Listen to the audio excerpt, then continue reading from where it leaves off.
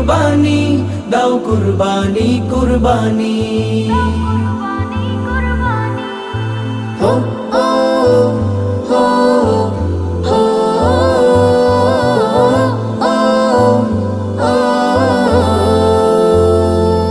যদি থাকে তোমার কাজে অপর লোক দেখানোর ভান, এমন কাজে হাত দিও না মুমিন মুসলমান। যদি থাকে তোমার কাজে অপর লোক দেখানোর ভান, এমন কাজে হাত দিও না মুমিন মুসলমান।